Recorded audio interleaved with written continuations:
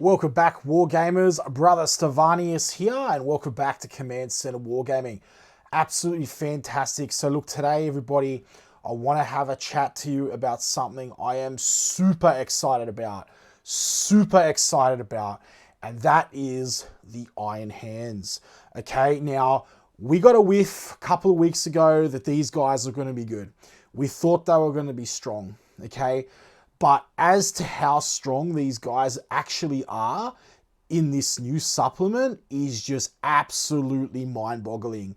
Like, look, if it wasn't for all the other crazy crap that Xenos have, right? You know, the Eldar shenanigans, the Tau gun lines, you know, the Harlequins dancing around, I would have gone as far as to call this OP, all right? I don't know if I'm prepared to call this codex OP yet, but I'm telling you now, I think I'm going to call it OP. Yeah, but again, like, we don't know because we have to see what the other codexes come out with. They might do, you know, an update to other codexes later. I have a feeling that there's going to be a pretty heavy FAQ coming out for this codex.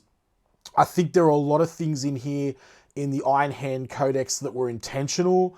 But I also think that there was just a few slip-ups that I don't think Games Workshop kind of took into account when they were writing their rules. This video is basically going to have a look at just some of the awesome features, some things that I've picked up in the rules as well, and just talk about, you know, the supplement and how I think it's going to go, what combinations I think we might be able to see. But just I will be doing a full codex review later, and I'll also be doing one of the Raven Guard. But you know, I know a lot of other channels have got their codexes early, but you know, I haven't got the codex, but I've researched enough to know what's going on. But I just couldn't resist, everybody, because I'm just that excited. I've already started coming out with convos and stuff like that. And so like, the thing is, one thing of note, there's an ICT player. ICT have named him like second best player of like all time. And I was listening to a podcast last night, and he was basically asked in this podcast, you know, so like, I can't remember his name now. I'll see if I can get it and jam it in there. But he's a Tau player, and he was asked, you know, do you think that this new Space Marines thing is just a fad?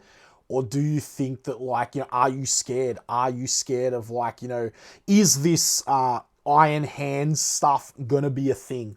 Or is this kind of just like a flavor of the month? And, you know, I've been sort of like 70-30 on it. This other guy's just come in and he's just basically just stepped in and he's just gone, no. Be afraid. Be very afraid. We are afraid. You know what I mean? This stuff is meta changing. This stuff is games changing. And, you know, get ready for it. Because, like, this, you know, this stuff, especially Ironhands, is super, super powerful. And he was saying as well, you know, like, we haven't even got the Salamanders yet. We haven't even got the Dark Angels yet. Now, I'm still of the belief that the Lion is coming. I've had some pretty clear indicators come my way that he's coming. Some subscribers have told me that apparently they have connections at Games Workshop head office and they've seen him being play tested in the studio. Look, take it with a grain of salt, everybody, okay? But I have heard from numerous sources that the guy is on the way, and he's on the way fast. And I mean, this is coming from multiple super reputable sources.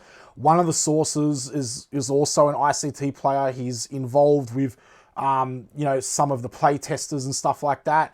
And, you know, and they were the ones who told me about, you know, a lot of other things before, and these people have never been wrong, like, once. Everything that they've told me has been spot on. So look, unless Games Workshop go and they change their release schedules, which they might, I still hold to the fact. I know I got a lot of flack in that last video. I'm not really concerned.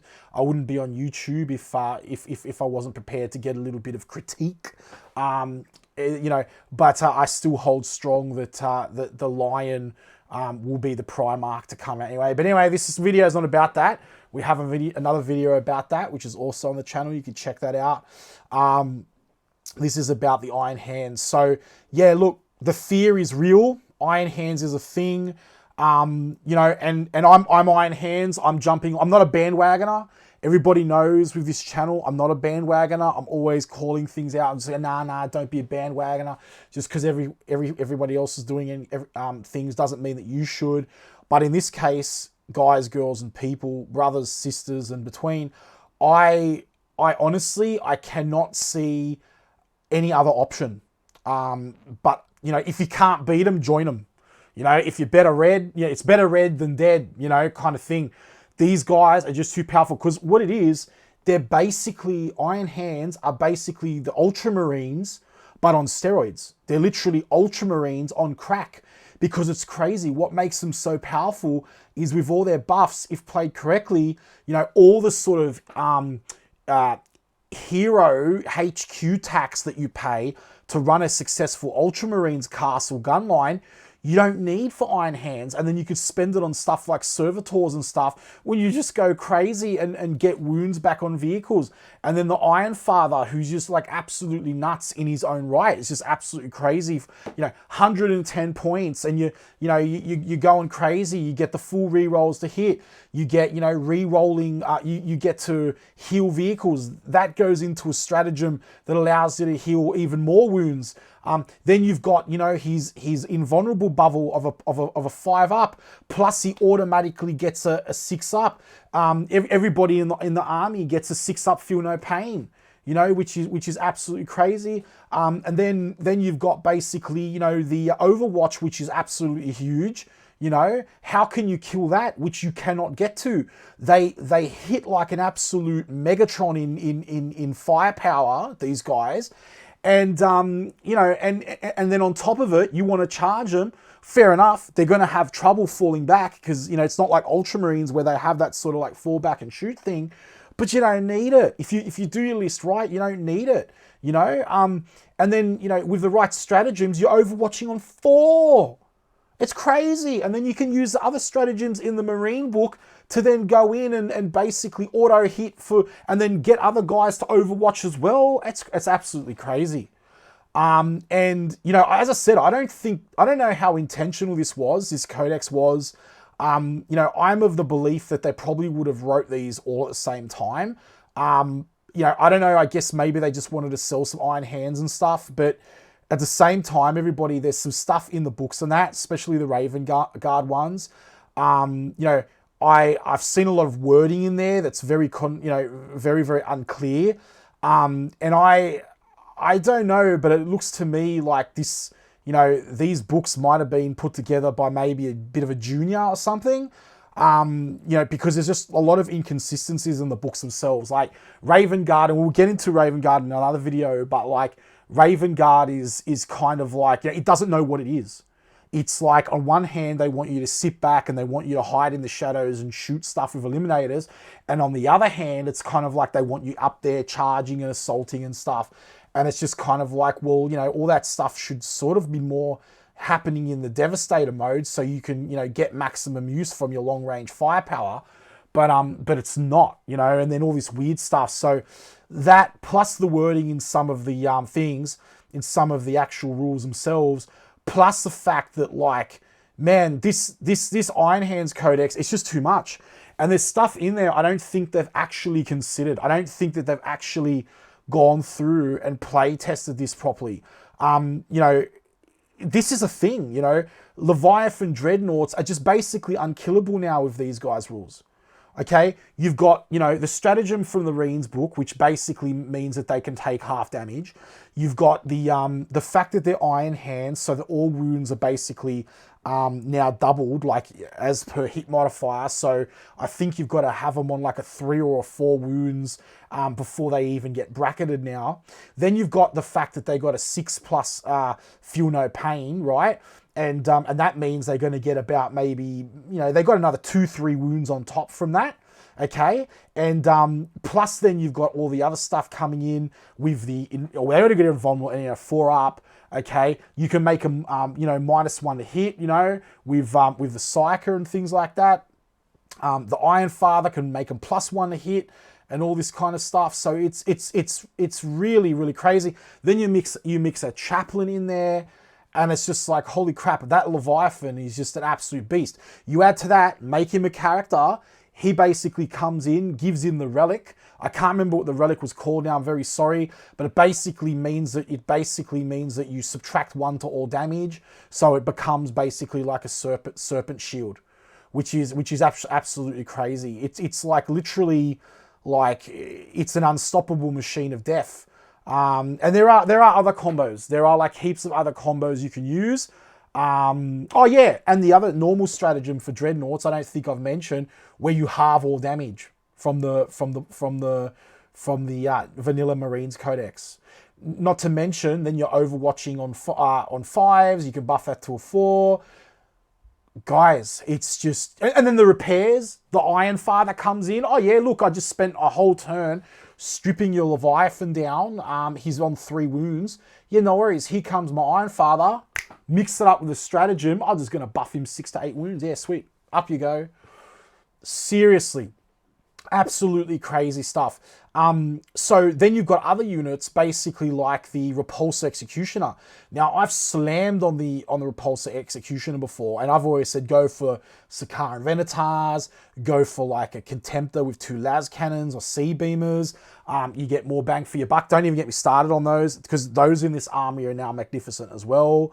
Okay, las cannons, there's like an ability there where you basically can get exploding wounds on las cannons. So every roll of a 6 on a las cannon, you basically get like another 6 pretty much, like, or another roll. So you could potentially be doing like 12 wounds per las cannon.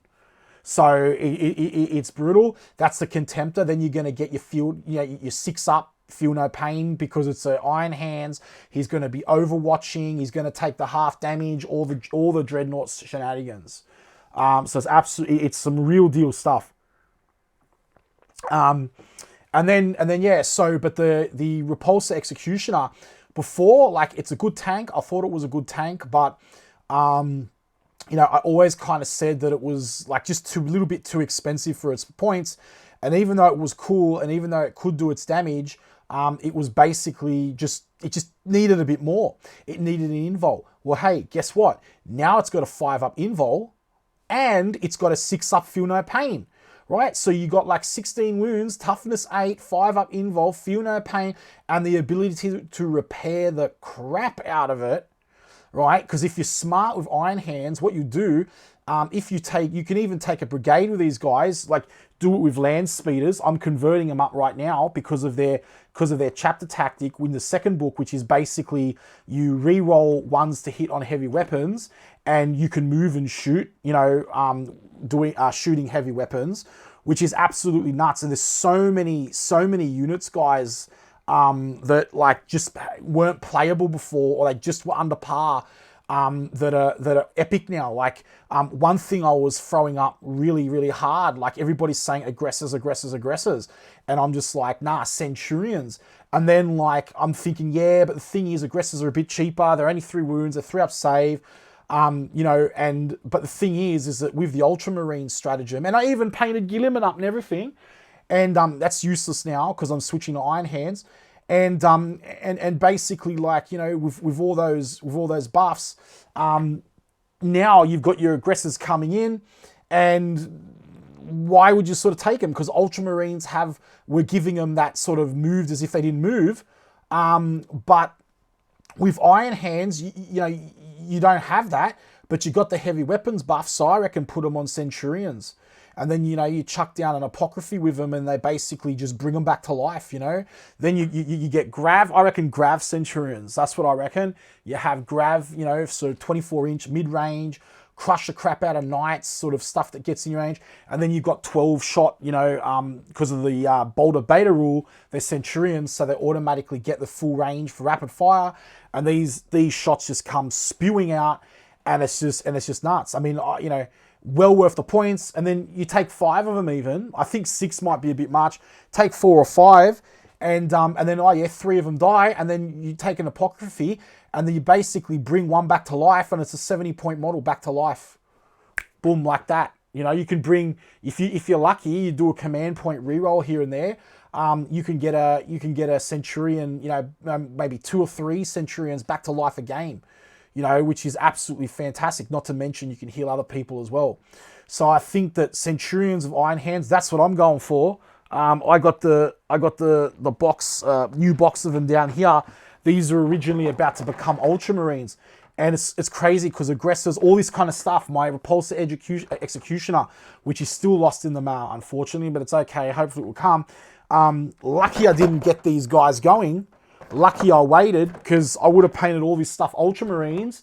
And don't get me wrong, Ultramarines are still fantastic. They are, but they are nowhere near as insane as this. And the main reason is because with Ironhands, all the points that you're not having to spend on your 300, 400 points of HQs, or even 200 points with a Calgar, and then or a Gravis captain, or a normal captain on a bike with then a lieutenant to get your rerolls, you can literally run around with Ironhands. You do not have to pay that tax, and you can basically put you know, those points into more units, which is why it's crazy. And you know, and that's where it lies. Plus they're really mobile.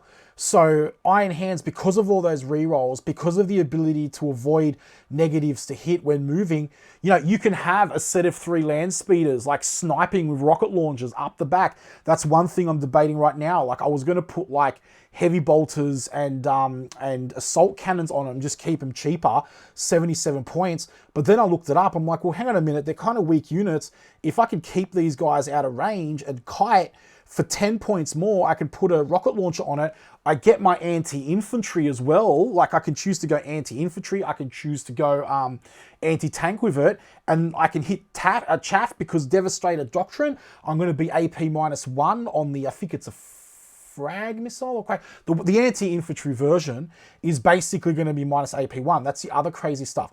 All these heavy weapons on your first turn, not only are you basically getting rerolls of 1 from them, not only without any modification, without aura, like with any aura buff, okay, not only are you getting that, okay, not only are you getting all that other stuff, but you also can just literally have these guys literally, you know, flying around, splitting off. You don't have to keep everybody in the same bubble. You can have a team of land speeders, 3 land speeders over here off capturing the objective, while your main force castles up in the middle. Maybe they move up a bit. Then on the other side, you can have some Storm Talons basically flying around, or the interceptors flying around, you know, doing stuff. Which now they're also one of the units which were a little bit in between before, and you know, like people were a bit bummed because, you know, they had heavy weapons, but they didn't have machine spirit. So they're like really good, decent point cost, but they were hitting on 4s a lot of the time. Now, you don't have that problem, right? So it's seriously crazy. And then the Iron Father, he's got the ability to give anyone a +1 to hit, so, or a -1 to hit. So, you know, Repulse Executioner, you know, congratulations. You literally just got, you know, a ballistic skill of 2. We've re-rolled a hit. You know what I'm saying? And then if you have like a lieutenant in there as well, then that's now re-roll 1 to wound as well. I mean, just don't roll a 2. You could command point it. You know, if this thing doesn't move or moves half, it's going to be shooting twice. These things are now super viable as well. You know, Storm Raptor gunships. Fire Raptor gunships, which might be decent now as well. You know, because of that 6 up feel no pain, you know, invulnerability bubble. Because as far as I know, the 5++ that the Forge Master gives is actually on units. It's not just on infantry, right? It works on vehicles as well. So it's some really heavy stuff. I have a strong feeling these guys are going to be FAQ'd. So enjoy it while it lasts, but I still feel they're going to be really powerful. I watched a game of these guys go the other day, and I'm telling you now, they literally just tabled Eldar in the first turn. And that to me is some pretty serious crap. When you can get a Space Marine army who can table Eldar in the first turn, literally with ease. And I'm not talking about no BS Eldar list here. I'm talking about, like, you know, a well put together list. This is seriously some heavy stuff. And what I'm kind of concerned about is, I mean, I'm concerned about the power creep here. Even though, like, for one, I'm super happy. I'm a Marine player. I just want to clear that up right now, everybody. Okay. I'm super happy about all this. Marines need to come back into the spotlight. We've had a really, really tough time over the last couple of years. So I'm super happy for all this to be happening. But the realization is that, you know, this stuff is going to get FAQ to a point, because it's just going to obliterate. Mind you, the codex isn't even out. And everybody, like heaps of other channels too, right? From what I've seen, every single other channel has said these guys are freaking strong.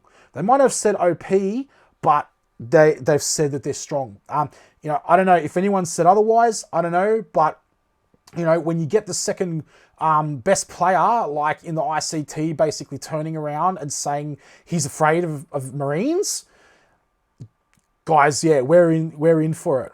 You know, we're in for it. But you know, welcome back, Marines, and it's all absolutely fantastic. You know, I think it's really well met.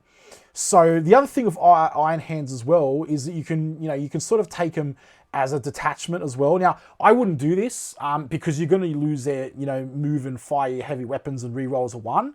I think that these guys are super strong on their own. You just got to have a look at sort of, you know, protecting your army up when it comes to being charged or being assaulted straight away. And the way I would do this, I would do it in 2 ways. Number 1, aggressors are your friends here. Take them with, intercessors are your friends here, not aggressors. I don't think I'd bother with aggressors with this book. I think Raven Guard, I'd probably go aggressors, maybe. Ultramarines still definitely, because of the counts as not moved and shot. And I think that, yeah, so Centurions and I think Intercessors. Intercessors with all their stratagems and everything really are going to hit home. And they're really good value for points as well. And I would like to say, even though they're even a little bit more expensive, Infiltrators, because of that 12 range bubble. See, the thing is, the idea is with these Ironhands guys is that their weakness, their only weakness, they got good psychic, they've got good tanks, they got good infantries, they got cheap psychic, good psychic powers, they got good stratagems. The warlord traits are a bit, they're okay, they're not nuts, but still, who cares? You got all you need anyway. You know, so it's just, these guys have all the answers. You know what I mean? But the only thing is that, yeah, they're going to be susceptible to first turn rushes, you know, so to protect against things like Chaos, you know, Lord Discordance, Cultists, things like that. I would definitely use Infiltrators so that you can push the opponent back into your enemy's deployment zone, so that you have more room, so you can kind of chip away at them before they get to you. That is kind of what you need to do. And if you can't do that, you basically just need to screen out with these guys. You know, probably the best way to do that. I mean, Infiltrators will help you there. They are pretty expensive though. Just go with Scouts or even Intercessors on their own. Because, you know, remember, your heavy bolt guns are now going to go to like AP -2 on the first round, as long as you just stay in Devastator Doctrine. And I don't think there's absolutely any reason to get yourselves out of Devastator Doctrines.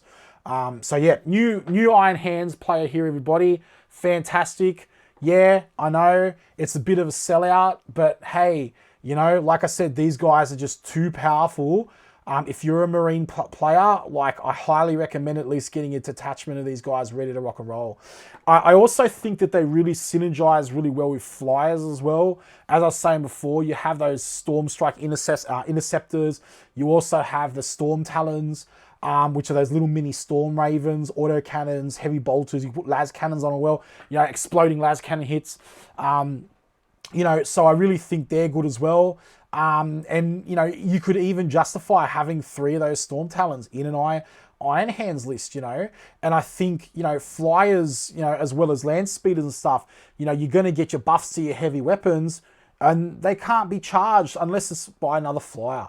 So that's another way I think it's, you know, you're going to be able to protect those guys, you know, from a bit of stuff.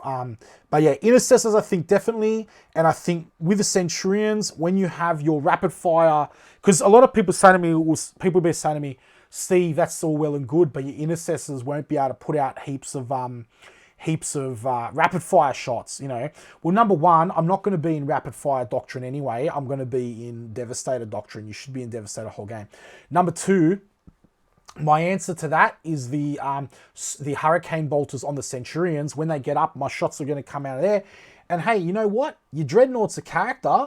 Why not put in some company veterans with Storm Shields and Storm Bolters? Hey, you might not get a minus AP -1 because you're in the tactical doctrine, but you're still going to get firing at maximum range because of the bolter discipline, rapid fire, which you get 4 shots per Storm Bolter. And you know what? If your Dreadnought does take a wound, well, why not pass it off to a veteran? Like say Leviathan Dreadnought, he's on his last wound or last 2-3 wounds. You know, remember, company veterans, they could basically take wounds for characters, right, as well. So what's not to say you can't pass a good old wound off to a good old veteran there. Company veterans, they're not Vitrix on a guard. Company veterans can be taken with any Marine chapter. They're in the core rulebook. All right, so that's an and those guys can have storm shields anyway and rock out with 3 ups. All right, so it's not a big deal. Going back to Dreadnoughts for a second. The Redemptive Dreadnought, right? The Redemptive Dreadnought is a good Dreadnought. Problem's always been, is that you either have to walk him up in a gun line with Gilliman or something, or another captain or chapter master. You got to pay the tax because when he's moving, his weapons are heavy. They're going to be hitting on 4s. Now you can move the guy, you can move the Redemptor, right? And he's hitting on 3s. So he was always really, really good points for the amount of that he costed. I think it was around about 159 points or something, but he still is like, 14 wounds. I think it was a toughness 7, but he has like a bucket load of attacks if you put double onslaught onto him, plus his little flat frag grenade launcher thing on top. But here's the thing, now he's also getting a 6 feel no pain. So again, look, rolling a 6s is pretty rare. But the thing is, the fact of the matter is basically that you're gonna roll a 6 now and then. Right? I think it's something like, you roll 6s about, 15 to maybe 25% of the game, So that's still a couple of wounds, and it might just be those critical wounds that you can get off, to rock and roll. So I think Leviathan Dreadnoughts are auto includes. Think about the Redemptors. I also think at least one Repulse Executioner now is an auto include. I would also consider a Relic Contemptor with double las. I would have said conversion beamers before, but the thing is, the only reason is las cannons can miss and all that kind of stuff. With C beamers, you can get more of an average hit. But to be honest, look, with that perk for the Iron Hands with the exploding las cannons, I think they're worth the value. Imagine that.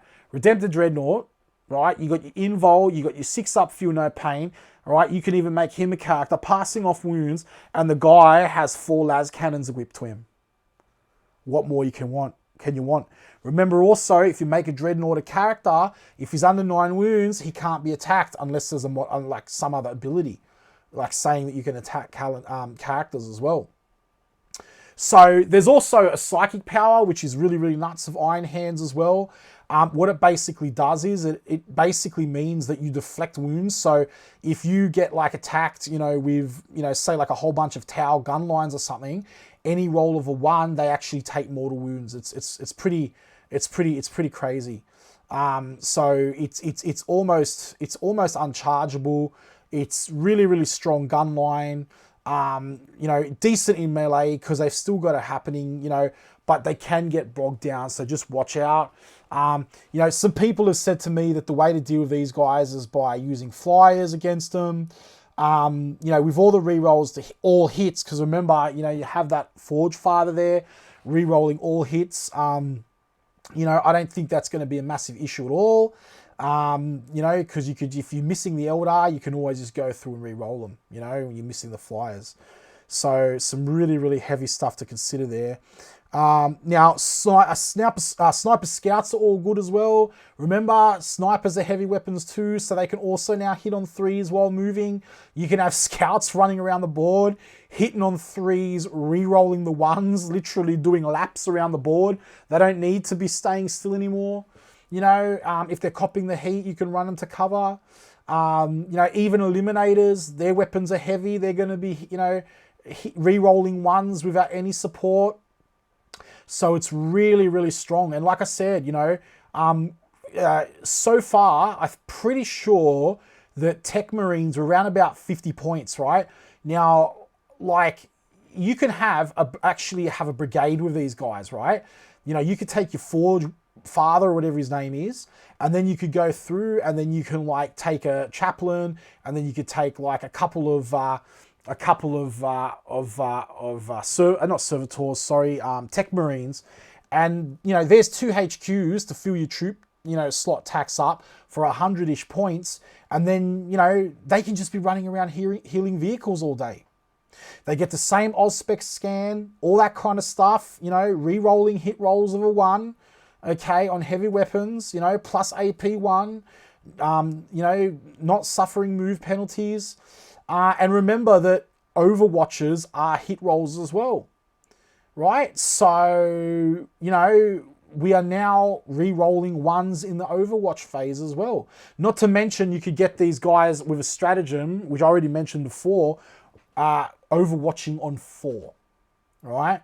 So you got a heavy weapon, you're Overwatching with a heavy weapon on 4, and you're re-rolling the 1. The only way around that is basically if they're going to use something like a Rhino or something like that to charge into you. But even still, like, I mean, it is sort of like, you know, counterable, but it really forces your enemy to think, and it really, really puts some stress onto, you know, enemies. Other things as well, like, you know, Predators and things like that.